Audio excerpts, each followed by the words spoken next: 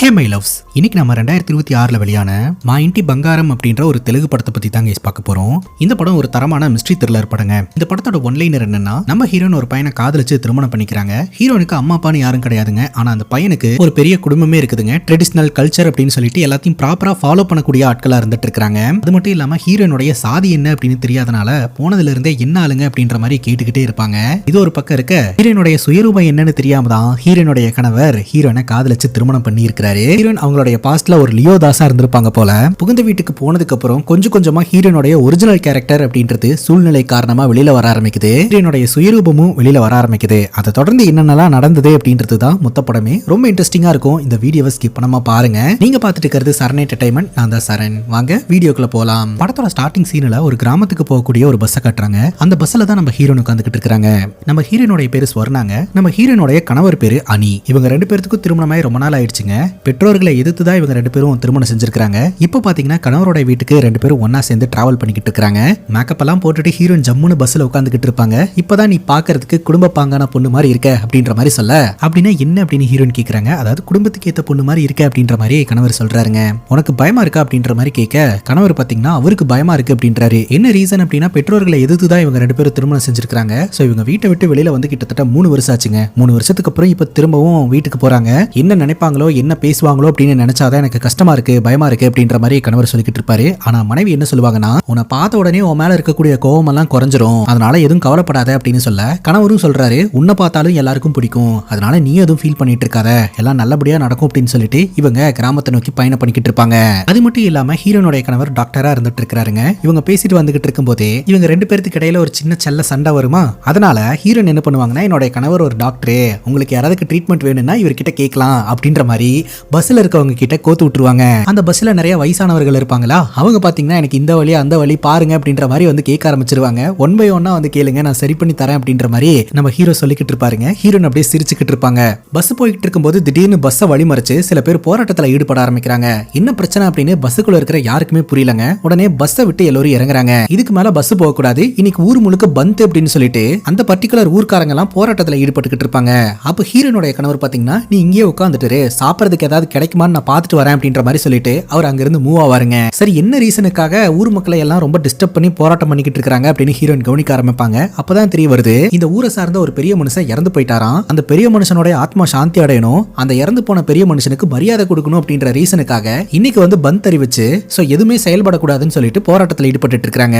போராட்டம் பண்ணி டயர்டாகி டீ கொண்டு வர சொல்றாங்க. சோ அந்த போராட்டம் பண்ணிட்டு இருக்கக்கூடிய எல்லோருக்குமே டீ கொண்டு வந்து கொடுக்குறாங்க. அப்ப நம்ம ஹீரோன் அந்த போராட்டக்காரர்கள் கிட்ட, நேத்து வரைக்கும் இந்த ஊர்ல இருக்கக்கூடிய கடைகள் எல்லாம் செயல்பட்டு தான் இருந்தது, இந்த ஊருக்குள்ள பஸ் போயிட்டு வந்துட்டு தான் இருந்தது, அப்ப நேத்து வந்து அவருக்கு நீங்க மரியாதை கொடுக்கவே இல்லையா அப்படின்ற மாதிரி கேட்க, என்னமா இப்படி எல்லாம் கேட்டுட்டு இருக்க, நேத்தெல்லாம் கண்ணு முன்னாடி நடமாடிட்டு இருந்தாரு, மரியாதை கொடுத்தோம், இப்ப அவர் உயிரோட இல்ல, இறந்துட்டாரு, அதனால பந்த் பண்ணி அவருக்கு நாங்க மரியாதை கொடுக்கறோம் அப்படின்னு சொல்ல, அப்படியா சரி, நீங்க கையில இந்த கொடியெல்லாம் வச்சு போராட்டம் பண்ணிக்கிட்டு இருக்கீங்களே, அதெல்லாம் எங்க இருந்து வந்தது அப்படின்னு கேட்கும்போது, நம்ம ஊர் டெய்லர் கடையில தான், டெய்லர் தான் தைச்சு கொடுத்தாரு அப்படிங்கும் போது, அப்ப கொடிக்காக நீங்க டெய்லர் கடையை ஓபன் பண்ணீங்களா அப்படின்ற மாதிரி கேட்கும்போது, ஓபன் பண்ணி கொடியை தைச்சிட்டு பட்டுன்னு க்ளோஸ் பண்ணிட்டோம் அப்படிங்கும் போது, இதுக்கு பேர் தான் அவருக்கு கொடுக்கக்கூடிய மரியாதையா, நீங்களே அவருக்கு ப்ராப்பரா மரியாதை செலுத்தல அப்படிங்கும் போது, அப்படியெல்லாம் ஒண்ணுமே கிடையாதுன்னு போராட்டக்காரர்கள் ஆர்குமெண்ட் பண்றாங்க.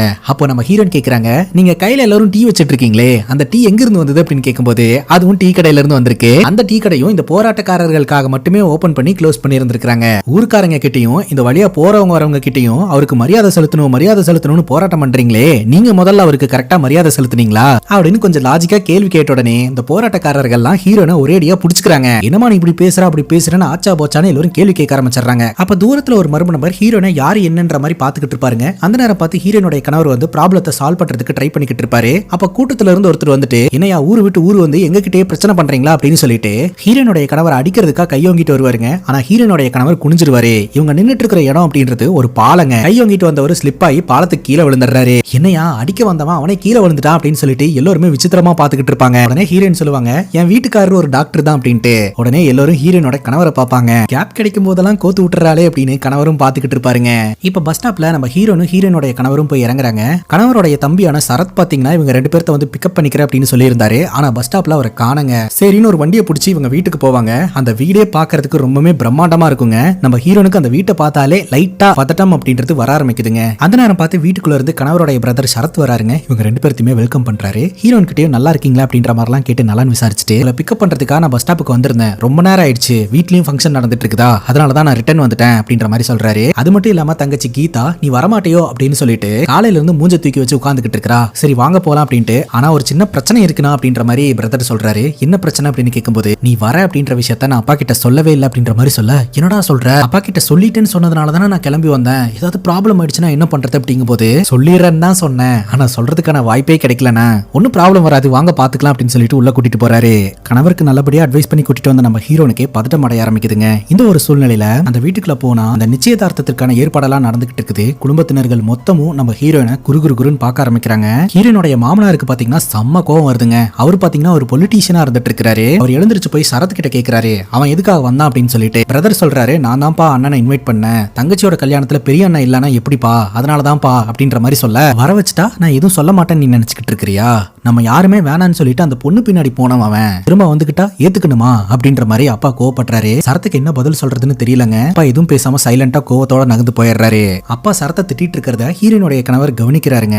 ஹீரோன் கிட்ட சொல்றாரு நம்ம யாருமே கூப்பிடாம இங்க வந்துட்டோம் போல, அதனாலதான் நம்ம கூட யாருமே பேச மாட்டேன்றாங்க, சரி ஃபங்க்ஷன் தான் முடிஞ்சிருச்சுல நம்ம போயிடலாம் அப்படின்ற மாதிரி சொல்லிட்டு இவங்க கிளம்புறாங்க.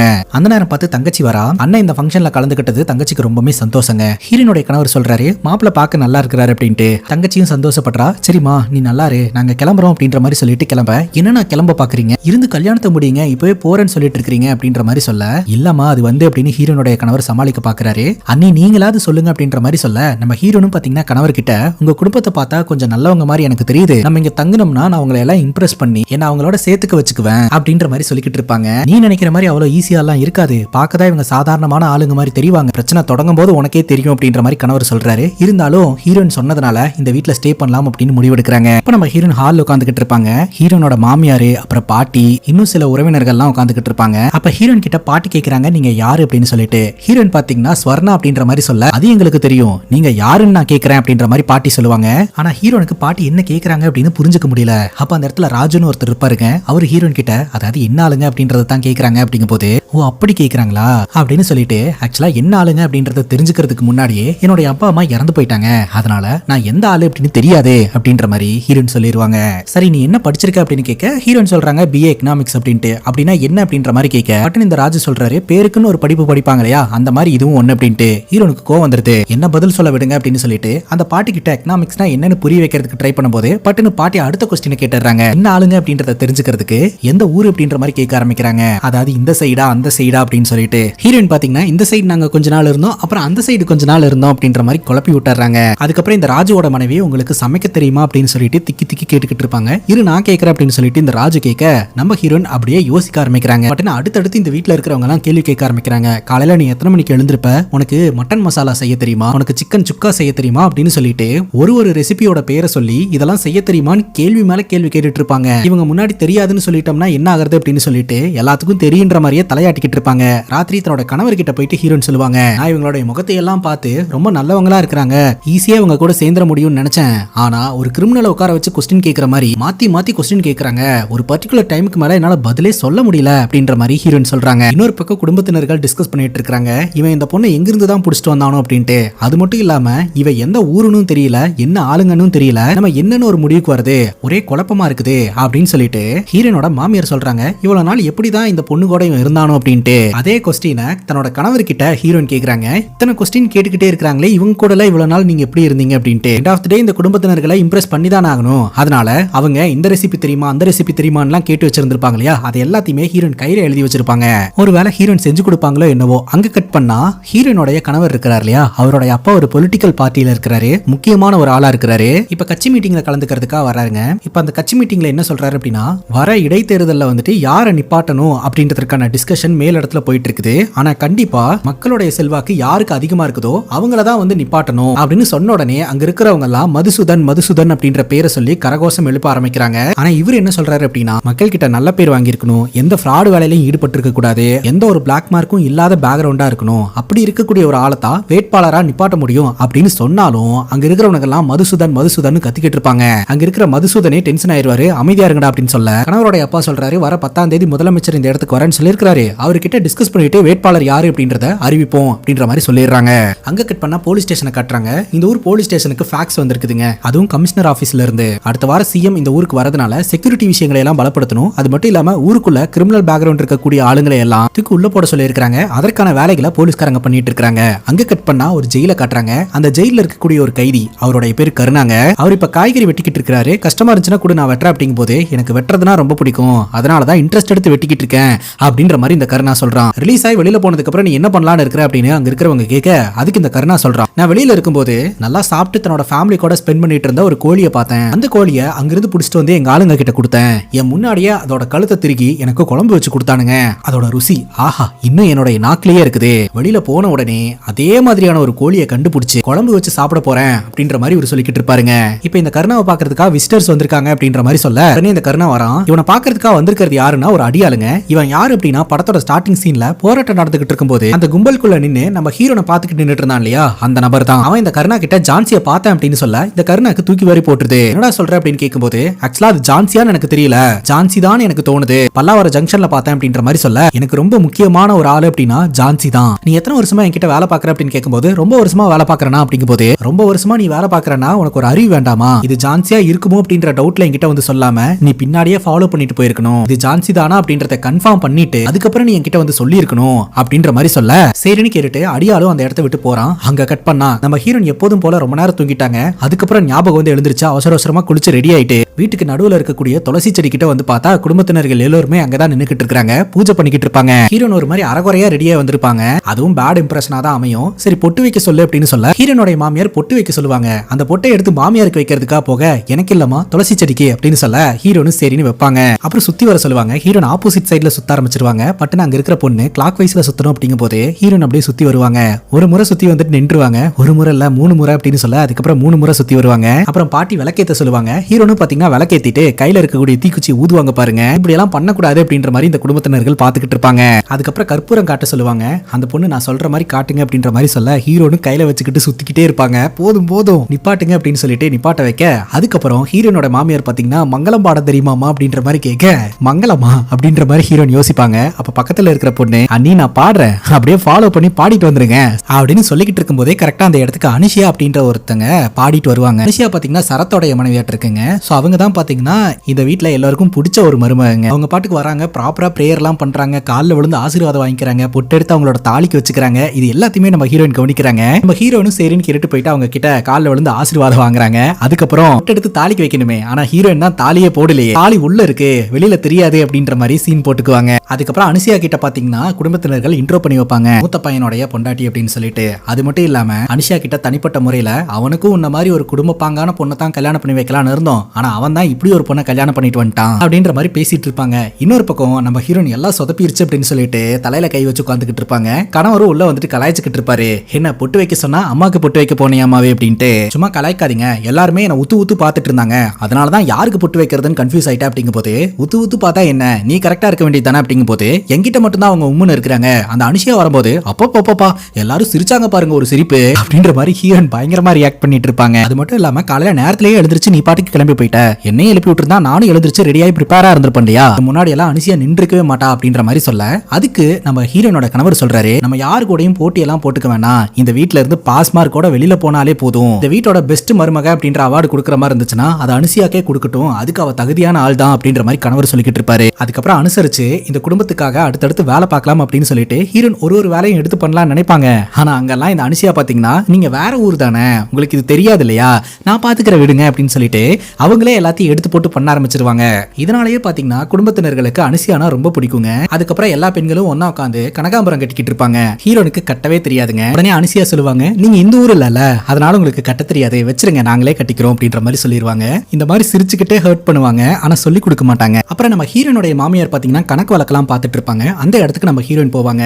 அப்ப மாமியாரோட கையில நோட்டு, பேனா, பணம் மற்றும் பீரோவோட சாவி இருக்குங்க, பணத்தை எல்லாம் கொண்டு போய் வைக்கிறதுக்காக. அப்ப கரெக்டா அந்த இடத்துக்கு நம்ம ஹீரோனும் வருவாங்க, அனுஷியா வருவாங்க. நம்ம ஹீரோயின் தான் எக்கனாமிக்ஸ் படிச்சிருக்காங்க இல்லையா, சரி படிச்ச பொண்ணு இந்தாமா நீ கணக்கு வழக்கு பாரு அப்படின்ற மாதிரி ஹீரோயின் கையில கொடுப்பாங்க. இந்த வாட்டியாவது நம்மளை நம்புறாங்களே அப்படின்ற மாதிரி ஹீரோயின் சந்தோஷப்படுவாங்க. ஆனா அந்த சந்தோஷம் ஒரு 2 நிமிஷம் கூட நீட்டிக்காது. பட்டு ஹீரோனுடைய மாமியார் பாத்தீங்கன்னா அந்த பீரோ சாவியும் பணத்தையும் அனுஷியா கையில கொடுத்து, நீ கொண்டு போய் உள்ள வச்சிருமா, அவளுக்கு தெரியாது அப்படின்ற மாதிரி சொல்லிடுவாங்க. சோ அனுஷியா இந்த இடத்துல ஸ்கோர் பண்ணிட்டு போயிருவாங்க. ஹீரோனை மட்டும் தான் இந்த குடும்பம் ஹர்ட் பண்ணுதுன்னு பார்த்தா, நைட்டு சாப்பிடலான்னு ஹீரோனுடைய கணவர் டைனிங் டேபிள்ல வந்து உட்காருவாருங்க. அப்ப ஹீரோனுடைய மாமனார் சாப்பிட்டுக்கிட்டு இருப்பாரு. ஹீரோனுடைய கணவர் வந்து உட்கார்ந்த உடனே அவர் பாட்டுக்கு எழுந்து போயிருவாருங்க. இப்படியே போச்சுன்னா கண்டிப்பா நம்மளால பாஸ் மார்க் கூட வாங்க முடியாது அப்படின்னு சொல்லிட்டு ஹீரோன் ஒரு முடிவு எடுப்பாங்க. அடுத்த நாள் பாத்தீங்கன்னா ஊர்ல ஊர்ல ஒரு இடத்துல டெலிபோன் இருக்குங்க. அங்கிருந்து தன்னுடைய ஃப்ரெண்டுக்கு போன் அடிப்பாங்க. ஹீரோனோட ஃப்ரெண்டு பேரு கிரண் மைங்க. அவங்களுக்கு போனை போட்ட உடனே ஹீரோனோட ஃப்ரெண்டு பாத்தீங்கன்னா ரொம்ப ஹாப்பியா இருந்துகிட்டு இருப்பாங்க. அவங்க ஏதோ ஒரு போட்டியில வின் பண்ணி இருந்திருப்பாங்க போல. சோ வின்னிங் கிஃப்டா அவங்களுக்கு ஒனிடா டிவி ஒன்னு கிஃப்டா பிரசன்ட் பண்ணிருக்காங்க. வீட்டுக்கு டிவி வந்திருக்கு, டிவி எல்லாம் பார்க்க போறோம் அப்படின்ற சந்தோஷத்துல இருந்துட்டு இருப்பாங்க. அப்பதான் நம்ம ஹீரோயின் விஷயத்த சொல்லுவாங்க. இந்த வீட்ல இருக்கிறவங்க எல்லாம் இந்த ரெசிபி எல்லாம் உனக்கு செய்ய தெரியுமான்னு கேட்டு இருந்திருப்பாங்க இல்லையா. இந்த ரெசிபி பேரெல்லாம் சொல்லி உனக்கு பண்ண தெரியுமா அப்படின்னு கேட்க அதெல்லாம் சூப்பரா பண்ணுவேன் அப்படின்னு ஃப்ரெண்டு சொல்லுவாங்க. அதனால நீ உடனே இங்க கிளம்பி வா, எனக்கு உதவி செய்ய, நான் ஒரு இக்கட்டான சூழ்நிலையில மாட்டிட்டு இருக்கேன் அப்படின்னு சொல்லிட்டு ஹீரோனோட பிரச்சனையை சொல்லுவாங்க. ஆனா ஹீரோனோட ஃப்ரெண்டு இப்பதான் டிவி எல்லாம் வந்திருக்கு, என்னோட புருஷனும் நான் இல்லாம இருக்க மாட்டாரு, அதனால நீயே பாத்துக்கங்க அப்படின்ற மாதிரி சொல்ல ஹீரோயின் பாத்தீங்கன்னா கொஞ்சம் எமோஷனலா பேச ஆரம்பிச்சிருவாங்க. பேசிக்கா ஹீரோனும் ஹீரோனோட ஃப்ரெண்டும் ஒரு ஆர்ஃபனேஜ்ல தான் இருந்திருக்காங்க. அந்த ஆர்ஃபனேஜ்ல பாத்தீங்கன்னா ஹீரோயின் முகத்துக்கு போடுறதுக்காகவும் உடம்ப அழகுபடுத்திக்கிறதுக்காகவும் காஸ்மெட்டிக் ஐட்டம் எல்லாம் வாங்கி வச்சிருந்திருப்பாங்க. சோ அதை பாத்தீங்கன்னா ஹீரோனோட ஃப்ரெண்ட் எடுத்து பயன்படுத்துவாங்க. அந்த நேரம் பார்த்து அடாப்ட் பண்றதுக்காக வந்தவங்க ஹீரோயினோட ஃப்ரெண்டை பார்த்துட்டு இந்த பொண்ணு நல்லா இருக்கு அப்படின்ற மாதிரி அடாப்ட் பண்ணிட்டு போயிட்டாங்க. அன்னைக்கு நான் அந்த காஸ்மெட்டிக் ப்ராடக்ட்ஸ் எல்லாம் ஷேர் பண்ணதுனால தான் உனக்கு இப்ப நல்ல ஃபேமிலி கிடைச்சது. பட் நீ எனக்கு எந்த உதவியுமே செய்ய மாட்டேன்ற, எனக்கும் என்ன மாதிரியே ஒரு ஃப்ரெண்ட் இருந்திருந்தா நல்லா இருக்கும், சரி விடு நீ உன்னோட ஃபேமிலியே பாரு அப்படின்னு சொல்லிட்டு எமோஷனலா பேச உடனே சரி இரு நானே வரேன் அப்படின்ற மாதிரி ஃப்ரெண்டு சொல்லிடுறாங்க. சொன்ன மாதிரியே ஃப்ரெண்டு கிளம்பி இந்த ஊருக்கு வந்துட்டாங்க. நான் சொல்றது எல்லாத்தையுமே நீ ஃபாஸ்டா செஞ்சு கொடுக்கணும் அப்படின்ற மாதிரி சொல்ல ஃபாஸ்டா எல்லாம் முடியாது, நான் ரெஸ்ட் எடுத்து ரிலாக்ஸா தான் பண்ணுவேன் அப்படிங்கும் போது ஹீரோயின் சொல்றாங்க நான் எதையாவது ஒண்ணு பண்ணி இந்த குடும்பத்துக்கிட்ட நல்ல பேர் வாங்கிடலாம், இம்ப்ரெஸ் பண்ணிடலாம் அப்படின்னு பார்த்தா என்னோட போதாத வரைக்கும் என்கிட்ட எந்த ஒரு டேலண்ட்டுமே இல்ல. கணவரோட தங்கச்சி கல்யாணம் வேற நடந்துகிட்டு இருக்குது, அது வரைக்கும் மட்டும்தான் எங்களால இந்த வீட்டுல இருக்க முடியும். சோ அதுக்குள்ள இந்த குடும்பத்துக்கிட்ட நல்ல பேர் வாங்கியே ஆகணும் அப்படின்ற மாதிரி சொல்லிக்கிட்டு இருப்பாங்க. ஹீரோனோட ஃப்ரெண்ட பாத்தீங்கன்னா ஒரு லாட்ஜ்ல ரூம் எடுத்து தங்க வச்சிடறாங்க. சோ நீ இங்கேயே நான் சொல்ற டிஷ் எல்லாத்தையுமே சொல்ற டைம்ல ரெடி பண்ணி கொடு, அதை நான் சமைச்ச மாதிரி அவங்க கிட்ட கொண்டு போய் பிரசன்ட் பண்ணுவேன், உன்னை வச்சுட்டு அந்த குடும்பத்தினர்களை எப்படியாவது என் பக்கம் வர வைக்கிறனா இல்லையான்னு மட்டும் பாரு அப்படின்ற மாதிரி சொல்லிட்டு இருப்பாங்க. இப்போ நம்ம ஹீரோனுடைய மாமனார இந்த மதுசூதன் வந்து பாக்குறாருங்க. இந்த மதுசூதனுக்கு தான் சீட்டு கொடுக்கறதுல அவருக்கு விருப்பமே கிடையாது. அதற்கான காரணம் இந்த மதுசூதன் பாத்தீங்கன்னா கொஞ்சம் ஸ்கேம் எல்லாம் பண்ணக்கூடிய ஒரு ஆளா இருந்துகிட்டு இருக்காருங்க. நீங்க ஏன் எனக்கு சீட் கொடுக்க மாட்டேன்றீங்க அப்படின்னு கேட்கும்போது ஹீரோனோட மாமனார் சொல்றாரு நல்ல மனுஷனுக்கு நாங்க சீட் கொடுக்கணும்னு நினைக்கிறோம், அதனாலதான் உங்களுக்கு சீட் கொடுக்கல அப்படிங்கும்போது நல்ல மனுஷனா போஸ்டர்ல மட்டும் தான் இருக்க முடியும், ரியாலிட்டியில இருக்க முடியாது, நீங்க பவுசா வாழணும்னா என்ன மாதிரி ஒருத்தன் அடிமட்டத்துல இருந்து தப்பு செய்யணும், அப்பதான் நீங்க நல்லா இருக்க முடியும், அடிமட்டத்திலயும் நீதி நேர்மைன்னு சொல்லிட்டு நேர்மையான ஒரு ஆளத்துக்கு போட்டீங்கன்னா உங்களுக்கு எங்க இருந்து ஃபண்ட் வரும், என்ன மாதிரி ஒரு ஆள் வேலை செஞ்சா மட்டும்தான் உங்களுக்கு ஃபண்ட் வரும், எதுக்கும் ஒரு வாட்டி யோசிச்சு பாருங்கன்னு சொல்லிட்டு போலான்னு தான் வந்தா அப்படின்னு இந்த மதுசூதன் சொல்றாரு. பட்டனி ஹீரோனோட கணவர் சொல்றாருங்க இந்த 30 வருஷ அரசியல் வாழ்க்கையில என்னோட அப்பா யாருக்கிட்டையும் ஒத்த பைசா கூட வாங்க கிடையாது, அதுதான் அவருடைய நேர்மை, அதுதான் அவருடைய பலம் அப்படின்ட்டு உடனே எல்லாரும் ஆர்குமெண்ட் பண்ண ஆரம்பிச்சிருவாங்க. மாமனார் சொல்லுவாரு இவரு கூட நமக்கு என்ன பேச்சு, போல வாங்க அப்படின்னு சொல்லிட்டு அங்கிருந்து எல்லாரும் கிளம்பிடுறாங்க. அங்க கட் பண்ணா நம்ம ஹீரோயின் தன்னோட ஃப்ரெண்டை கூப்பிட்டு மார்க்கெட்டுக்கு மளிகை ஜாமான் எல்லாம் வாங்குறதுக்காக வந்திருப்பாங்க. அங்கதான் இன்னொரு உண்மையும் தெரிய வருதுங்க. நம்ம ஹீரோனுக்கு கடுகு எப்படி இருக்கும் கல்லை எப்படி இருக்குன்ற டிஃபரெண்ட் கூட தெரியாதுங்க. அந்த அளவுக்கு தான் அவங்களோட சமையல் நாலேஜ் அப்படின்றது இருக்குது. ஃப்ரெண்டு திட்டுறாங்க உனக்கு சமைக்க தெரியலனா கூட பரவாயில்ல, எது எது என்னன்னாவது தெரிஞ்சு வச்சிருக்கலாம்ல அப்படின்ட்டு இவங்க பேசிக்கிட்டே பொருட்களை எல்லாம் வாங்கிட்டு இருப்பாங்க.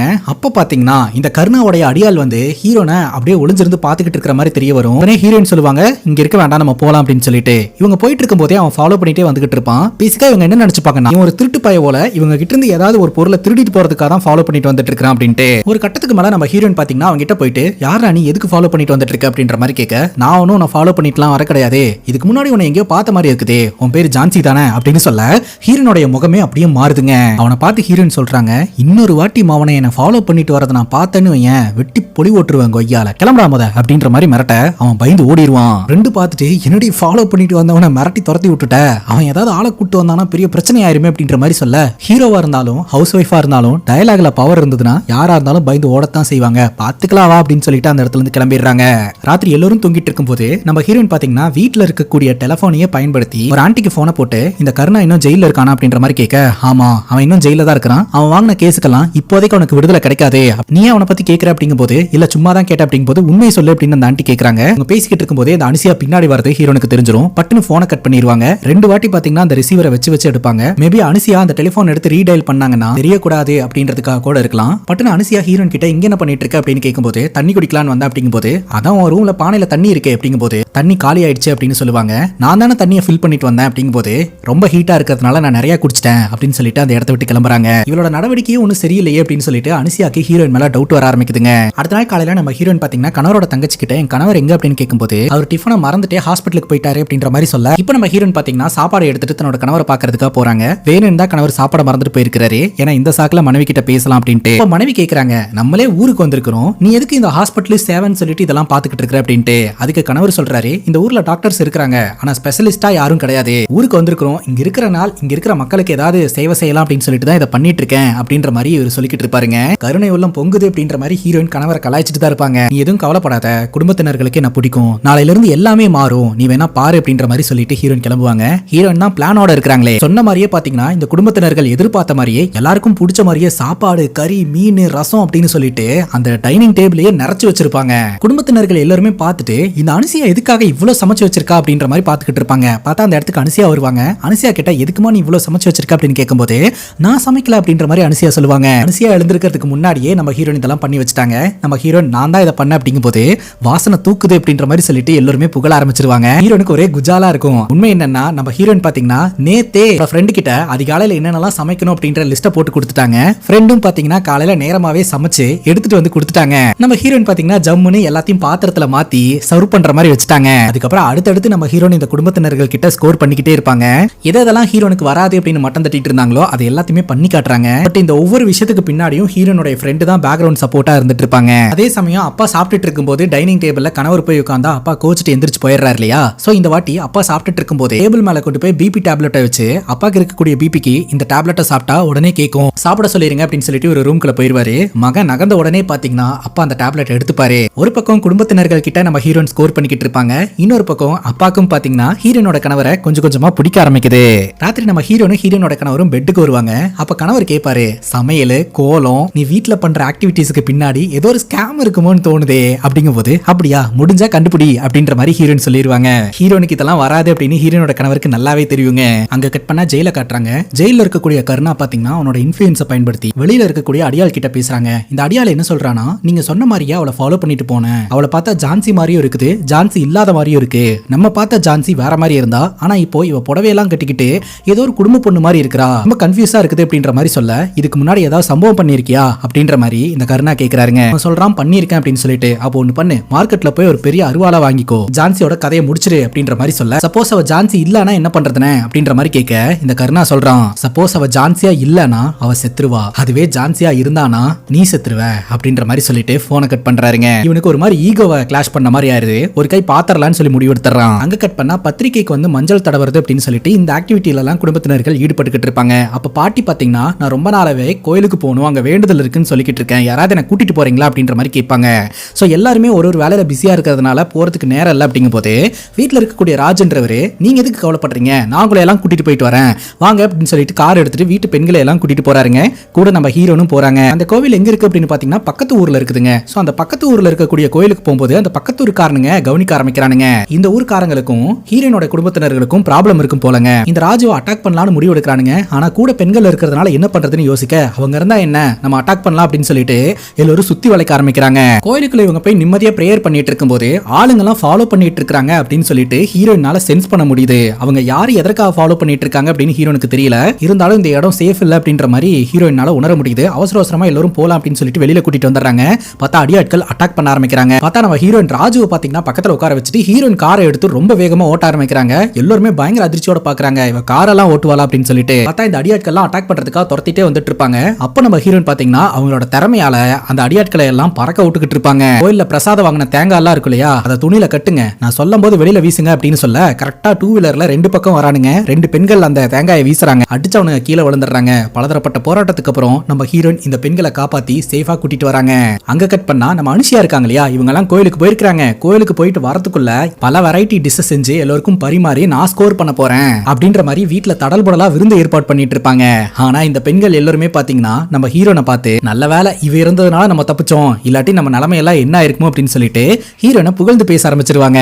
தெரிஞ்சோ தெரியாமலோ நம்ம ஹீரோனும் ஒரு பக்கம் ஸ்கோர் பண்ணிட்டாங்க. இப்ப நம்ம ஹீரோனுடைய மாமனார் பாட்டியை பிடிச்சி பயங்கரமா திட்டுறாரு. அந்த ஊர்க்காரங்களுக்கும் நமக்கும் பிரச்சனை இருக்குன்னு தெரியாதா, அதுக்காக கல்யாணம் நடந்துட்டு இருக்கிற இந்த டைம்ல அங்க கூட்டிட்டு போனீங்க அப்படின்னு பேச, அப்ப கரெக்டா நம்ம ஹீரோன் இன்வால்வ் ஆகுறாங்க. பாட்டி அப்பவே வேணாம்னு தான் சொன்னாங்க, ஆனா ராஜானா தான் நான் இருக்கேன்ல வாங்க போலாம், யார் வந்தாலும் பாத்துக்கலாம்னு சொல்லிட்டு கூட்டிட்டு வந்தாரு அப்படின்னு சொல்ல நம்ம ஹீரோனோட மாமனார் அமைதியா போயிடுறாரு. போனதுக்கு அப்புறம் இந்த ராஜு வந்து என்ன எதுக்காக கோத்து விட்டீங்க அப்படின்னு கேட்கும்போது, பிரச்சனை வரும் அப்படின்றதுக்காக கோத்து விடல, ஆக்சுவலா நீங்க இந்த வீட்டோட மாப்பிள்ளை இல்லையா, அதனால உங்களை எதுவும் பேச முடியாதுன்னு சொல்லிட்டு அவர் சைலண்டா போயிட்டாரு, நான் பிரச்சனையை சால்வ் தான் பண்ணிருக்கேன் அப்படின்ற மாதிரி ஹீரோன் சொல்றாங்க. இப்ப ஹீரோனுடைய மாமனார் இன்ஸ்பெக்டர் கிட்ட பேசுறாரு, இந்த அடியாட்கள்லாம் யாரு எதற்காக அட்டாக் பண்ண வந்தாங்கன்ட்டு. போலீஸ்காரங்களோட இன்வெஸ்டிகேஷன்ல இந்த மதுசூதன் அப்படின்றவங்களோட ஆட்கள் தான் அட்டாக் பண்றதுக்காக வந்திருப்பாங்களோன்னு டவுட்டா இருக்கு அப்படின்ற மாதிரி சொல்றாங்க. இப்ப அனுசியா வீட்டுல இருக்கிறவங்களுக்கு எல்லாம் சாப்பாடு கொடுத்து இம்ப்ரெஸ் பண்ணலாம்னு நினைச்சா வீட்டுல இருக்கிறவங்க எல்லாம் பாத்தீங்கன்னா வந்ததுல இருந்தே ஹீரோனை பத்தியே பயங்கரமா பேசிக்கிட்டு இருப்பாங்க. அனுசியானால ஸ்கோர் பண்ண முடியாம போயிரும். ஹீரோனுடைய மாமியாரே இம்ப்ரெஸ் ஆயிட்டு கணவர்கிட்ட போய் சொல்லுவாங்க, அத்தை எனக்கு கொடுத்த செயினை ஸ்வர்ணாக்கு நான் கொடுக்கலான்னு இருக்கிறேன் அப்படின்ட்டு. அப்படியே திரும்பி பாப்பாரு, உங்களுக்கு பிடிக்காத ஒரு பொண்ணை அவனுக்கு கல்யாணம் பண்ணியிருந்தாலும் பொண்ணு நல்ல பொண்ணாதான் இருக்கிறா அப்படின்ற மாதிரி சொல்ல அவர் எதுவும் பேசாம சைலண்டா போயிருவாருங்க. மௌனம் சம்மதத்துக்கு உதாரணம் அப்படின்னு சொல்லிட்டு அந்த நெக்லஸ் எல்லாம் கொண்டு போய் நம்ம ஹீரோன் கிட்ட கொடுத்து இதை நீ போட்டுக்கோ அப்படின்ற மாதிரி சொல்ல ஹீரோனுக்கும் ரொம்ப ஹாப்பியா இருக்கும், ஹீரோனோட கணவருக்கும் ரொம்ப ஹாப்பியா இருக்கும். இப்போ நம்ம ஹீரோனோட ஃப்ரெண்டு வழக்கம் போல மளிகை ஜாமானெல்லாம் வாங்குறதுக்காக வெளியில வருவாங்க. அப்போ ஃப்ரெண்டு கேக்குறாங்க, இப்ப குடும்பத்தினர்கள் எல்லாரும் உன்னை நம்ப ஆரம்பிச்சிட்டாங்க, ஆனா அதெல்லாம் உண்மை இல்லைன்னு தெரிஞ்சுனா என்ன ஆகும் அப்படிங்கும் போது ஹீரோன் என்ன சொல்லுவாங்கன்னா, என்ன நம்புறாங்க இல்லையா, நான் அது மாதிரியே மாறிடுவேன், சமையல் கத்துக்குவேன் அப்படின்ற மாதிரி சொல்ல ஃப்ரெண்டு சொல்லுவாங்க, ஈஸியா எல்லாம் சமையல் கத்துக்க முடியாது, பரம்பரையா இதெல்லாத்தையும் ஃபாலோ பண்ணா மட்டும்தான் அந்த டேஸ்ட்டை நம்மளால கரெக்டா கொண்டு வர முடியும் அப்படிங்கும் போது நான் அந்த அளவுக்கு லெஜெண்டாலாம் சமைக்கணும்னு அவசியம் கிடையாது, ஏதோ உனக்கு தெரிஞ்ச அளவுக்கு எனக்கு சொல்லிக் கொடு அப்படிங்கும் போது எனக்கு தெரிஞ்ச அளவுக்கு கூட உனக்கு வராது, உனக்கு எவ்வளவு வருமோ அதை சொல்லி கொடுக்குறேன் கத்துக்க அப்படின்ற மாதிரி ஃப்ரெண்டு சொல்லிடுவாங்க. வழக்கம் போல ஃப்ரெண்டு சமைச்சு சாப்பாடு எடுத்துட்டு வந்து அதிகாலையில கொடுப்பாங்க. கத்துக்கிறதுக்கு இன்னும் டைம் இருக்கு அப்படின்னு சொல்லிட்டு அந்த ஃபுட்டை வாங்கிட்டு உள்ள போகும்போது வீட்டை ரவுடி பசங்க எல்லாம் சுத்து போட்டிருக்காங்க அப்படின்றது ஹீரோனுக்கு தெரிய வருது. அந்த ரவுடி பசங்க வேற யாரும் கிடையாது, இந்த கருணா அனுப்புன அடியாட்கள் தான். அப்ப நம்ம ஹீரோன் என்ன பண்றாங்கன்னா, வீட்டுக்குள்ள முறுக்கு சுடுறதுக்காக பெரிய கரண்டி ஒண்ணு வச்சிருப்பாங்க கைஸ், பெரிய ஹோட்டல் எல்லாம் வச்சிருப்பாங்க. அந்த ஒரு கரண்டியை எடுத்துட்டு வெளியில போறாங்க. பார்த்தா அவன் தான், நீ தான் ஜான்சின்னு உண்மையை சொல்லு அப்படின்ற மாதிரி சொல்லிக்கிட்டு இருப்பான். அது மட்டும் இல்லாம அட்டாக் பண்றதுக்கு ட்ரை பண்ணுவான். அப்ப நம்ம ஹீரோன் அந்த கரண்டியை வச்சு போட்டு பொலவலன்னு பொளந்துருவாங்க. இந்த இடத்த விட்டு இப்ப நீங்க கிளம்பலனா எவனும் உசுரோட போக மாட்டீங்க அப்படின்னு சொல்ல எல்லாருமே பயந்து அந்த இடத்த விட்டு போலான்னு நினைப்பானுங்க. ஆனா இந்த அடியாளுக்கு பயங்கர ஈகோங்க, இவளுக்கு பயந்து நம்ம ஓடணுமா அப்படின்னு சொல்லிட்டு இவன் என்ன பண்றானா, கத்தி எடுத்துட்டு ஹீரோ நடந்து போயிட்டு இருக்கும்போது பின்னாடி போய் குத்துறதுக்காக ஓடி வருவான். ஆனா வலிக்கி விட்டு நடு வீட்டுக்குள்ள பொத்துன்னு விழுகிறான். விழுந்தவன் எந்திரிக்கவே இல்லைங்க. அப்பதான் தெரிய வருது அவன் கையில வச்சிருந்த கத்தியை அவன் கழுத்துல ஏறி ஸ்பாட்லயே சாவு. ஹீரோனுடைய ஃப்ரெண்டு ஒரு டிஃபன் பாக்ஸை மறந்துட்டாங்க போல கொடுத்து விட்டுறதுக்கு, அதை கொடுக்கறதுக்காக ரிட்டர்ன் வருவாங்க. பார்த்தா டெட் பாடியை நம்ம ஹீரோ நடு வீட்டுல எடுத்துக்கிட்டு இருப்பாங்க. அதை பார்த்து ஹீரோனோட ஃப்ரெண்டு மயக்கம் போட்டு விழுந்துருவாங்க. உடனே ஸ்டோர் ரூம்குள்ள கூட்டிட்டு போய் உட்கார வச்சு அவங்களை எழுப்பி விட்டு, நான் இந்த கொலையை பண்ண கிடையாது, அவனா வந்தான் வலிக்கி விட்டு விழுந்தான், கத்தி கழுத்துல ஏறி செத்தான், செத்தே போனா அப்படின்னு சொல்ல, எனக்கு இதெல்லாம் பார்த்தா பயமா இருக்குடி, போலீஸ் கிட்ட போயிடலாம் அப்படின்னு சொல்ல, போலீஸ் கிட்ட போனா பெரிய பிரச்சனை ஆயிரும், நான் சொன்னதெல்லாம் நீ நம்பலாம், ஆனா போலீஸ்காரங்க எப்படி நம்புவாங்க, இந்த டெட் பாடியை டிஸ்போஸ் பண்றதுக்கு நீ தான் உதவி செய்யணும் அப்படின்ற மாதிரி கேட்க ரெண்டும் பயத்தோடையும் பதட்டத்தோடையும் அதுக்கு ஒத்துக்கிறாங்க. ரெண்டு பேரும் சேர்ந்து அவனை ஒரு சாக்கு மூட்டையில கட்டி தூக்கிட்டு வெளியில வருவாங்க. அந்த நேரம் பார்த்து பாட்டி எழுந்திருச்சு வந்துருவாங்க. அப்படியே நில்லு அப்படின்னு சொல்லிட்டு பாட்டியை அந்த பக்கம் சவுண்ட் வர மாதிரி டைவர்ட் பண்ணி விட்டுட்டு அந்த சாக்கு மூட்டையை தூக்கிட்டு போய் கார்ல வச்சு கார் எடுத்துட்டு வெளியில கிளம்பிடுவாங்க. அதுக்கப்புறம் ஆள் நடமாட்டம் இல்லாத ஒரு இடத்துல போய் இந்த சாக்கு மூட்டையை உருட்டி விட்டுட்டு இவங்க ரெண்டு பேரும் வந்துருவாங்க. அடுத்த நாள் காலையில வீட்டுல இருக்கக்கூடிய அந்த கரண்டியை அனுசியா கவனிப்பாங்க. இந்த கரண்டியால எத்தனையோ முறுக்கு சுட்டிருக்கேன், எத்தனையோ போண்டா சுட்டிருக்கிறேன், அப்பெல்லாம் வளையாத கரண்டி இப்படி வளைஞ்சு கிடக்குது, என்ன நடந்திருக்கும் அப்படின்ற மாதிரி யோசிச்சுட்டு இருப்பாங்க. ஒருவேளை சூடு தாங்க முடியாம வளைஞ்சிருக்குமோன்னு யோசிக்க, அப்போ இந்த ராஜு சொல்லுவாரு, இதை பார்த்தா சூடு தாங்க முடியாம வளைஞ்ச மாதிரிலாம் தெரியல, எவனோ ஒருத்தனை மண்டையில அடிச்சு பொழக்கும் போது வளைஞ்ச மாதிரி இருக்கு அப்படின்னு சொல்ல ஹீரோயின் கரெக்டா அந்த வழியா ஹாய் சொல்லிட்டு போவாங்க. இப்போ நம்ம ஹீரோனும் ஹீரோனோட ஃப்ரெண்டும் ஒரு ஆத்துக்கிட்ட மீட் பண்ணிப்பாங்க. நீ ஒரு சாதாரண பெண் தான் நான் நினைச்சுக்கிட்டு இருந்தேன், ஆனா நீ ஏதோ ஒரு சீக்கிரட்டை மறைக்கிறேன்னு எனக்கு தோணுது, உண்மையை சொல்லு, நீ யாரு, உன்னை தேடி அந்த ரவுடி பசங்க எல்லாம் எதுக்கு வந்துகிட்டு இருக்கானுங்க அப்படின்னு கேட்க நம்ம ஹீரோயின் உண்மையை சொல்ல ஆரம்பிக்கிறாங்க. பேசிக்கா நம்ம ஹீரோனோட ஃப்ரெண்டும் ஒரு ஆர்ஃபனேஜ்ல தான் படிச்சுக்கிட்டு இருந்திருப்பாங்க. அப்ப அந்த ஆர்ஃபனேஜை நடத்தக்கூடிய ஒருத்தன் ஹீரோனோட ஃப்ரெண்டை தப்பாவே பார்த்துக்கிட்டு இருப்பான். அப்ப நம்ம ஹீரோன் தான் ஹீரோனோட ஃப்ரெண்டுக்கு ஒரு ப்ரொடெக்டிவா இருந்துகிட்டு இருப்பாங்க. அதுக்கப்புறம் ஹீரோனோட ஃப்ரெண்டை ஒரு குடும்பம் அடாப்ட் பண்ணி கூட்டிட்டு போயிருவாங்க. அவ்வளவுதான், இனி அவளுக்கு எந்த ப்ராப்ளமும் இருக்காது அப்படின்னு ஹீரோயின் நினைச்சா அந்த ஆர்ஃபனேஜ்ல இருக்கிறவன் அடுத்து ஹீரோனை டார்கெட் பண்ண ஆரம்பிச்சிருவான். ஹீரோனை தப்பா பார்க்க ஆரம்பிச்சிருவான். ஹீரோனோட வாழ்க்கை அந்த ஆர்ஃபனேஜ்ல நரக வாழ்க்கையா மாற ஆரம்பிக்குங்க. அந்த டைம்ல தான் கொஞ்சம் பேர் அந்த இடத்துக்கு வந்திருக்காங்க. சோ அந்த கூட்டத்தோட தலைவன் பேரு கருணா. அவங்க போலீஸ்க்கு தெரியாம ஒளிஞ்சுக்கிறதுக்காக தான் அந்த இடத்துக்கு வந்திருக்காங்க. இந்த கருணா பாத்தீங்கன்னா ஒரு அமைப்பா ஃபார்ம் பண்ணி ஏதோ நல்ல விஷயங்கள்லாம் பண்ணிட்டு இருக்கிற மாதிரி நமக்கு தெரிய வருதுங்க. அவங்க நல்லவங்களா கெட்டவங்களா அப்படின்றது தெரியலங்க, ஆனா ரொம்ப தைரியமான ஆட்கள் அப்படின்றது மட்டும் தெரியும். அந்த டைம்ல கூட அந்த ஆர்ஃபனேஜை ரன் பண்ணிட்டு இருந்தவன் ஹீரோயின் கிட்ட தப்பா நடந்துக்கிறதுக்கு ட்ரை பண்ணுவான். ஆனா நம்ம ஹீரோயின் கத்தியை காட்டி மிரட்டுவாங்க. ஒரு கட்டத்துக்கு மேல அந்த கத்தியை வச்சு ஒரு சீவிடுவாங்க. அவ்வளவுதான், அவன் கீழே விழுந்து செத்தே போவான். அடுத்து என்ன பண்றதுனே தெரியாம ஹீரோயின் முடிச்சுக்கிட்டு இருக்கும்போது அந்த கருணா இருக்கிறார் இல்லையா, இங்க கூட வரியா அப்படின்ற மாதிரி கேட்க ஹீரோனுக்கும் வேற வழி இல்ல, அதனால அவங்க கூட போய் ஜாயின் பண்ணிக்கிறாங்க. இவங்க காட்டுக்குள்ள ஒளிஞ்சிருந்து ஒரு அமைப்பா செயல்பட்டு வந்துட்டு இருக்காங்க. நம்ம ஹீரோனுக்கு புது பேர் கொடுக்கப்படுது. ஹீரோனோட பேரு ஜான்சி. அவங்க கிட்ட கன்னை ஷூட் பண்றது, ஃபைட் பண்றது அப்படின்னு சொல்லிட்டு பல கலைகளை இவங்க கத்துக்கிறாங்க. சோ இவங்கனால ஈஸியா ஒருத்தங்களை அட்டாக் பண்ணி ஜெயிக்க முடியும். ஹீரோயின் தன்னோட மாமியார் வீட்ல இருந்து ஒரு ஆண்டிக்கு ஃபோன் பண்ணி பேசினாங்க இல்லையா, அந்த ஆண்டி கூட பாத்தீங்கன்னா இந்த குரூப்ல தான் இருந்திருக்காங்க. எல்லாம் நல்லபடியா போயிட்டு இருக்கு அப்படின்னு நினைக்கும் போதுதான் ஒரு விஷயம் உங்களுக்கு தெரிய வந்திருக்குது. இந்த கூட்டத்தோடைய தலைவன் கருணா இருக்கிறான் இல்லையா, காசுக்காக வெல போறான். இவங்களுக்குன்னு ஒரு கொள்கைகள்லாம் இருக்கும் இல்லையா, அந்த கொள்கைகள்ல இருந்து இவன் மாறுறான். பணத்துக்காக சுயநலத்துக்காக தான் கூட்டத்துல இருக்கிறவங்கள தானே கொல்ல ஆரம்பிக்கிறாங்க. இதெல்லாம் பார்க்கும்போது ஹீரோனுக்கு ரொம்பவே வருத்தமா இருக்குது. ஆனாலும் தன்னோட கூட்டத்தை கண்ட்ரோல்ல வச்சுக்கிட்டு பணத்துக்கு ஆசைப்பட்டு கூலிப்படம் மாதிரி இவன் செயல்பட ஆரம்பிச்சிருந்திருக்கான். அந்த மாதிரி ஒரு ஆள் இருக்கவே கூடாது அப்படின்னு சொல்லிட்டு ஹீரோன் போலீஸ்க்கு டிப்பு கொடுத்து இவனை மாட்டி விட்டாங்க. அப்படிதான் இந்த கருணா பாத்தீங்கன்னா ஜெயிலுக்கு போயிருந்திருக்கான். அதுக்கப்புறம் தான் நம்ம ஹீரோன் ஒரு நிம்மதியான வாழ்க்கையை வாழணும்னு வாழ ஆரம்பிச்சிருந்திருக்காங்க. இந்த விஷயங்கள்லாம் யாருக்குமே தெரியாதான். இவன் தன்னுடைய கணவருக்கு கூட தெரியாது. உனக்கு மட்டும்தான் நான் இப்ப சொல்றேன் அப்படின்ற மாதிரி சொல்ல ஹீரோனோட ஃப்ரெண்டுக்கு கண்ணுல கண்ணீரே வந்துருதுங்க. இத்தனை நடந்ததுக்கு அப்புறமும் நீ ஒரு குடும்ப வாழ்க்கை வாழ்ந்துட்டு இருக்கிற பாரு, உன்ன மாதிரிலாம் என்னால இருக்கவே முடியாது அப்படின்ற மாதிரி ஃபீல் பண்றாங்க. அது மட்டும் இல்லாம அவன் நாம நினைக்கிற மாதிரி சாதாரண ஆள்லாம் கிடையாது, அவன் என்ன வேணாலும் செய்வான் அப்படின்ற மாதிரி சொல்றாங்க. பார்த்தா அதுக்கேத்த மாதிரி தான் இந்த கருணா ஜெயிலுக்குள்ள இருந்தே பல சம்பவங்களை பண்ணிக்கிட்டு இருக்கான். ஆனா எல்லாமே அவன் செஞ்ச மாதிரி வெளியில தெரியாது. அதுக்கப்புறம் இதுக்கு மேல நம்ம ஹீரோனோட ஃப்ரெண்டை லாட்ஜ்ல எல்லாம் தங்க வைக்க முடியாதுன்னு சொல்லிட்டு வீட்டுக்கே கூட்டு வந்துருவாங்க. என்னோட ஃப்ரெண்டு தான் இவ அப்படின்ற மாதிரி சொல்ல என்ன தங்குற மாதிரி வந்திருக்காங்க போல அப்படிங்கும்போது புருஷன் கூட சண்டை போட்டுட்டா கொஞ்ச நாள் இங்க இருக்கட்டும்னு சொல்லி தான் கூட்டிட்டு வந்த அப்படிங்கும்போது மாமியாரும் தங்க சொல்லிடுறாங்க. ஹீரோனோட ஃப்ரெண்டு கிச்சனை பார்த்த உடனே நிறைய டிஷ் எல்லாம் சமைக்கிறேன்ற மாதிரி சொல்லிக்கிட்டு இருப்பாங்க. அப்ப நம்ம ஹீரோன் சொல்லுவாங்க, எனக்கு கிச்சனை பார்த்த உடனே உன்னோட டேலண்ட்டை காட்டணும்னு தோணுமா, கொஞ்ச நாள் அமைதியாரு, நானே சமைக்கிறேன், நீ உப்பு காரம் மட்டும் கரெக்டா இருக்கான்னு பாரு அப்படின்ற மாதிரி ஹீரோன் சொல்லிடுவாங்க. அதுக்கப்புறம் தங்கச்சிக்கான அந்த ஃபங்க்ஷன் எல்லாமே அடுத்தடுத்து நடக்க ஆரம்பிக்குங்க. நம்ம ஹீரோனும் இந்த குடும்பத்துல ஒருத்தியா பாட்டு டான்ஸ் அப்படின்னு சொல்லிட்டு எல்லாம் நல்லபடியா போயிட்டு இருக்கும். இந்த ஒரு சூழ்நிலையில தான் ஒரு அதிர்ச்சியான விஷயம் நடக்கும். அது என்ன அப்படின்னா ஜெயில இருந்த கருணா வெளியில வந்துருவான். கருணா நம்ம ஹீரோனை மீட் பண்ணுவான். நம்ம ஹீரோன் சொல்லிடுவாங்க, நான் இப்போ ஒரு குடும்ப வாழ்க்கையில இருந்துட்டு இருக்கிறேன், என் பேரு ஸ்வர்ணா, நான் ஜான்சியா இல்ல, அதனால என்னோட லைன்ல குறுக்கிடாத, என்ன தொல்லை பண்ணாத அப்படின்ற மாதிரி சொல்லிடுவாங்க. குடும்பமா, உனக்கு ஏது குடும்பம் அப்படின்ற மாதிரி கேட்க நான் கல்யாணம் பண்ணிட்டேன் அப்படின்ற மாதிரி சொல்ல உன் வாயில இருந்து எந்த வார்த்தையை நான் கேட்க கூடாதுன்னு நினைச்சனோ அந்த வார்த்தையை கேட்டுட்டேன். நிஜமாவே நீ கல்யாணம் பண்ணிட்டியா, உனக்கு லைஃப் கொடுத்தது நான் தான், எல்லாத்தையும் கத்து கொடுத்தது நான் தான், நீ போலீஸ் கிட்ட மாட்டாம காப்பாத்துனதும் நான் தான், என்ன போலீஸ்ல மாட்டி விட்டது யாருன்னு தெரியல, நான் ஜெயில இருக்கும்போது கூட உன்னை பத்தியே தான் நினைச்சுக்கிட்டு இருப்பேன், ஆனா வெளியில வந்து பார்த்தா தான் தெரியுதே நீ ஜம்முன்னு தான் வாழ்ந்துட்டு இருக்கிறேன்னு, இதெல்லாம் உன் வீட்டுக்கு தெரியுமா அப்படின்ற மாதிரி கேட்க தெரியாது அப்படின்ற மாதிரி ஹீரோன் சொல்றாங்க. உன்னை தொட்டு தாலி கட்டின புருஷனுக்கு அப்படின்னு கேட்க ஹீரோன் சைலண்டா இருக்கிறாங்க. அவனுக்கும் இதெல்லாம் தெரியாதா அப்படின்னு கேட்க ஹீரோன் தயவு செஞ்சு என்ன விட்டுரு, நான் இப்போ ஒரு நல்ல வாழ்க்கையில இருந்துட்டு இருக்கிறேன் அப்படிங்கும் போது சரி நான் விட்டுறேன், நீ கிளம்பு அப்படின்ற மாதிரி சொல்றான். ஹீரோன் கிளம்பும் போது தப்பி தவறி உன்னோட குடும்பத்துக்கு ஏதாவது அசம்பாவிதம் நடந்துச்சுன்னா அந்த குடும்பத்தை காப்பாத்த போறது ஜான்சியா இல்ல ஸ்வர்ணாவா அப்படின்ற மாதிரி கேட்க ஹீரோன் அப்படியே கண் கலங்கிட்டு அந்த இடத்த விட்டு கிளம்புறாங்க. சோ இவன் சும்மா இருக்க மாட்டான் அப்படின்றது நமக்கு தெளிவா தெரியுதுங்க. இப்போ நம்ம ஹீரோன் பாத்தீங்கன்னா சூட்டோட சூட்டா தான் புருஷன் கிட்ட இந்த விஷயத்தை எல்லாம் சொல்லிடலான்ட்டு போறாங்க. ஆனா சொல்ல தோண மாட்டேது. அதையும் புருஷன் கிட்ட சொல்லிடுறாங்க, நான் கிட்ட சொல்ல வேண்டிய விஷயங்கள் நிறைய இருக்குது, ஆனா இப்ப நான் சொல்லல, இந்த கல்யாணம் மட்டும் நடந்து முடிஞ்சிரட்டும், அதுக்கப்புறம் நானே சொல்றேன் அப்படின்ற மாதிரி சொல்லிடுறாங்க. இப்போ இந்த கருணா பாத்தீங்கன்னா குடிச்சிட்டு தன்னோட ஆட்கள் கிட்ட சொல்றான், நான் தானே அவளுடைய ஃபேமிலி, அவ எப்படி இன்னொருத்தனை கல்யாணம் பண்ணி அங்க இருக்கலாம், விடக்கூடாது, என் போதை கலையறதுக்குள்ள அந்த ஃபேமிலியில இருக்கிறவங்க எத்தனை பேரு, அவங்களோட வீக்னஸ் எல்லாம் என்ன அப்படின்ற மொத்த டீட்டெயிலும் எனக்கு வேணும் அப்படின்ற மாதிரி சொல்லிக்கிட்டு இருப்பான். அங்க கட் பண்ணா மதுசூதனுக்கு பதிலா ஒரு ஆளை பாத்தீங்கன்னா வேட்பாளரா ஹீரோயினோட மாமனார் நிப்பாட்டுவாருங்க. ஆனா அவரு மதுசூதனுக்கு பயந்துட்டு என்ன விட்டுருங்க, அவரையே நிப்பாட்டிருங்க அப்படின்ற மாதிரி சொல்லிட்டு போயிருவாரு. இப்போ இந்த மதுசூதனை மீட் பண்றதுக்காக கருணா போறான். இந்த கருணா பாத்தீங்கன்னா மதுசூதன் கிட்ட அவன் பண்ண ஸ்கேம பத்தி எல்லாம் எடுத்து சொல்லிக்கிட்டு இருப்பான். இந்த மதுசூதன் எதிர்த்து கேள்வி கேட்க ஆரம்பிக்கிறான், என்ன சுத்தி எத்தனை பேர் இருக்காங்க தெரியுமா, என்ன பண்ணிட முடியும் அப்படின்ட்டு. ஆனா இந்த கருணா சொல்றான், இத்தனை பேர் இருந்தாலும் அவங்கள வச்சு கரெக்டா வேலை பார்க்க தெரியணும், அரசாங்கத்துல இருக்கக்கூடிய முக்கியமான ஆட்கள் 2 பேர்த்தோட கதையை முடிச்சு ஆக்சிடென்ட் மாதிரி மாத்தி விட்டது நான் தான், அது என்னோட டேலண்ட். இப்ப கூட ஜெயில சிலிண்டர் பிளாஸ்ட் ஆகி நான் செத்து போயிட்டேன் அப்படின்ற மாதிரி தான் எல்லாரும் நினைச்சுக்கிட்டு இருப்பாங்க. ஆனா வெளியில நான் சுதந்திரமா சுத்திக்கிட்டு இருக்கிறேன், என்னால உனக்கு உதவி செய்ய முடியும் அப்படின்ற மாதிரி இந்த மதுசூதன் கூட இந்த கருணா கை கோத்துக்கலாம்னு நினைக்கிறாங்க. அங்க கட் பண்ணா நம்ம ஹீரோனுடைய மாமனார் இருக்காங்க இல்லையா, நைட் எல்லாம் தூங்காம ஏதோ ஒரு ஃபைலை ரெடி பண்ணிக்கிட்டு இருப்பாரு. அப்ப நம்ம ஹீரோன் காஃபி எடுத்துட்டு போயிட்டு நான் வேணா உங்களுக்கு ஏதாவது உதவி செய்யட்டுமா அப்படின்ற மாதிரி கேட்க இது வந்து ஒரு ஸ்கேம் பத்தின டாக்குமெண்ட், சரி உட்காரு அப்படின்னு சொல்லிட்டு அதை பத்தி டீடைல்டா அவர் எக்ஸ்பிளைன் பண்றாரு.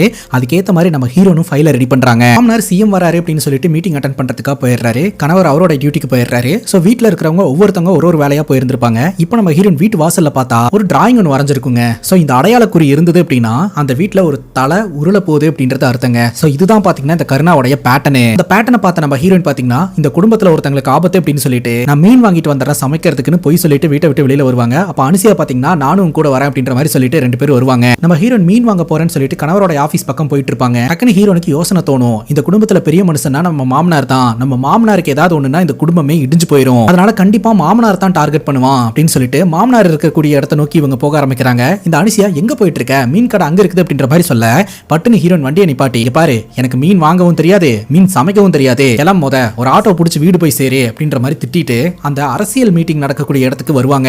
அந்த அரசியல் மீட்டிங் நடக்கிற இடத்துல எந்த ஒரு டீடைலும் இல்லாம ஒரு அன்வான்டட் பஸ் ஒன்று நின்னுக்கிட்டு இருக்கும். அந்த பஸ்க்குள்ள போய் பார்த்தா எல்லாம் அடியாட்களா இருப்பாங்க. இந்த இடத்துல இருந்து கிளம்புங்க அப்படின்னு அன்பா சொல்லி பார்ப்பாங்க.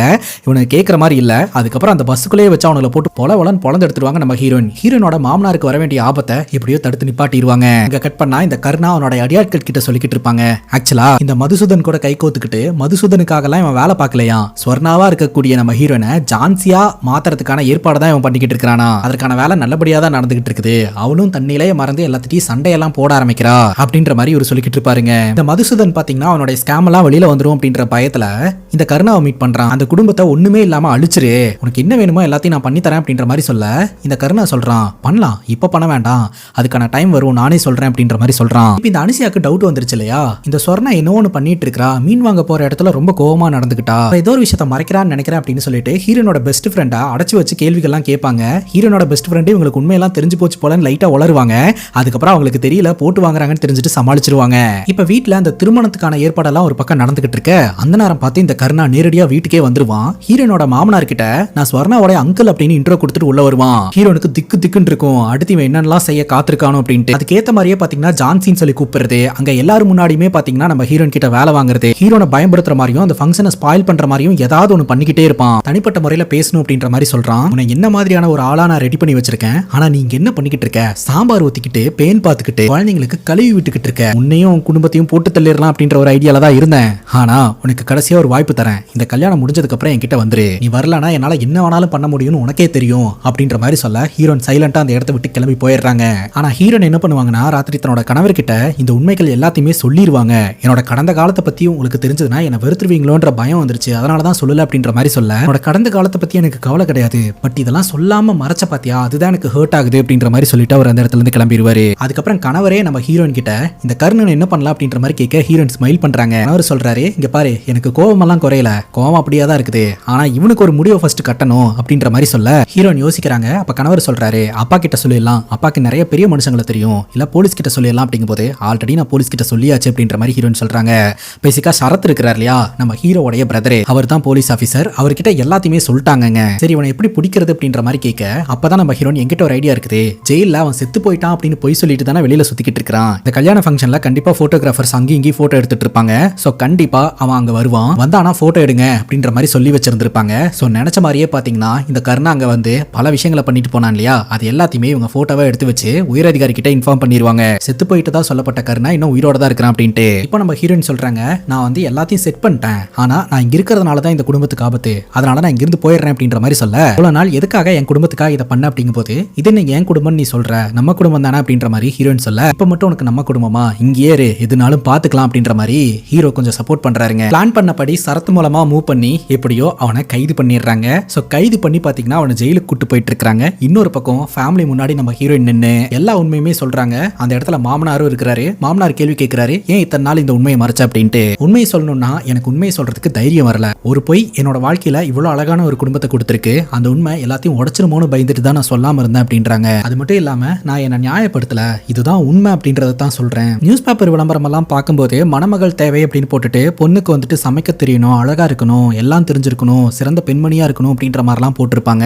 ஆனா அதுல சொல்ற எந்த தகுதியுமே எனக்கு இருக்காது. அப்படி பார்த்தா எந்த குடும்பத்திலயுமே என்ன சேர்த்துக்க மாட்டாங்க. எனக்கு எதுவுமே இல்லை அப்படின்னு நினைச்சுக்கிட்டு இருக்கும்போது தான் நான் என்னோட கணவரை முதல் முறையா பார்த்தேன், பழகினேன். நான் எப்படி இருந்தனோ அப்படியே என்னை ஏத்துக்கிட்டாரு. ஆனா நல்லா யோசிச்சு பார்த்தா எனக்கு ஒரே ஒரு டேலண்ட், ஒரே ஒரு தகுதி இருக்குது. எங்க இருந்து எவன் வந்தாலும் என் குடும்பத்துக்கு ஒண்ணுனா எவனையும் நான் சும்மாவே விட மாட்டேன் அப்படின்றது மட்டும். ஆனா இது ஒரு மருமகளுக்கான குணம் கிடையாது அப்படின்னு எனக்கு தெரியும். வீட்டுக்கு வர மருமக மகாலட்சுமியா இருக்கணும் அப்படின்னு தான் எல்லாரும் எதிர்பார்ப்பாங்க அப்படின்னு சொல்ல, பட்டுன்னு இந்த ராஜு கேள்வி கேட்கிறாரு, எல்லாம் ஓகேங்க, ஆனா உங்களால தானே இந்த குடும்பத்துக்கு ஆபத்து அப்படின்ற மாதிரி சொல்ல, பட்டுன்னு மாமனார் சொல்றாரு, என்னோட அரசியல் வாழ்க்கையினாலையும் இந்த குடும்பத்துக்கு ஆபத்து வந்திருக்கு, அப்பெல்லாம் யாருமே என்ன ஏன் கொஸ்டின் ரைஸ் பண்ணவே இல்லை, ஏன் இந்த பொண்ணை கொஸ்டின் ரைஸ் பண்றீங்க அப்படின்னு மாமனார் கொஞ்சம் சப்போர்ட்டிவா பேசுறாருங்க.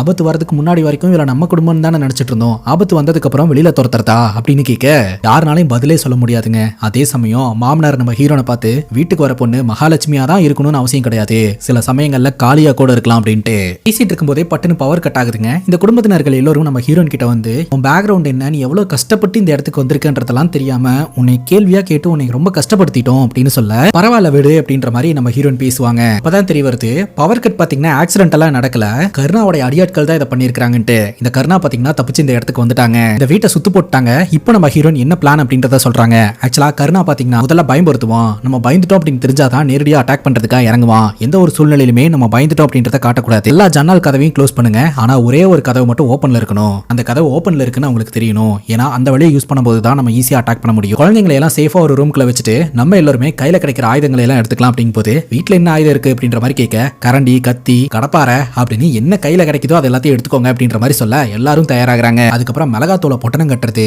உலக்கை எடுத்துக்கிறது அப்படின்னு சொல்லிட்டு கையில கிடைக்கிறது எல்லாத்தையும் எடுத்துக்கிறாங்க. அதுக்கப்புறம் இந்த அடியாட்கள் உள்ள நுழைய ஆரம்பிப்பாங்க. நம்ம ஹீரோயின் பாத்தீங்கன்னா ஒரு டீமா ஃபார்ம் பண்ணி, அதாவது குடும்பத்தினர்களை வச்சு ஒரு டீமா ஃபார்ம் பண்ணி போட்டு பொலவலன்னு பொளந்துருவாங்க.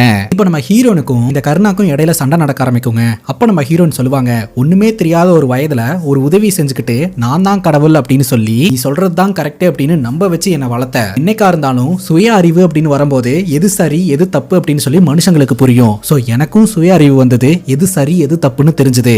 சோ எது சரின்னு பார்க்கும்போது நீ கடவுள் இல்லன்றது தெரிஞ்சது. நீ கடவுள் அப்படின்ற பேர்ல மனுஷங்களோட ரத்தத்தை குடிக்கக்கூடிய ஒரு மான்ஸ்டர். அந்த உண்மை தெரிஞ்ச உடனே ஜான்சி செத்துட்டா. உண்மை தெரிஞ்ச உடனே நான் உன்னை ஜெயிலுக்கு அனுப்பினேன், ஆனா உன்னை ஜெயிலுக்கு அனுப்பி இருக்க கூடாது, மேல அனுப்பி இருக்கணும் அப்படின்னு சொல்லிட்டு கத்தி எடுத்து குத்துறதுக்காக வருவாங்க. அப்ப இவன் கண்ணை வச்சு அனுப்பிடுடி, உன்னையும் கூட வச்சிடறேன் அப்படின்னு ட்ரிகர் பண்ணிடுவான். ஹீரோனு குத்திடுவாங்க. நம்ம ஹீரோன் சிரிச்சுட்டே சொல்லுவாங்க, நான் செத்து போனேன்னா என்ன நினைக்கிறதுக்கு இங்க ஆள் இருக்குது, ஆனா நீ செத்து போனேன்னா ஒளிஞ்சது சனினேன்னு நினைக்கிறதுக்கு தான் ஆள் இருக்காங்க. அப்படியே பேசிட்டே அவனும் கண்ண மூடிடுறான், ஹீரோனும் கண்ண மூடிடுறாங்க. அதுக்கப்புறம் பார்த்தா இந்த குடும்பத்தினர்கள் எல்லாருமே காலையில நல்லபடியா பூஜை எல்லாம் பண்ணிட்டு இருப்பாங்க.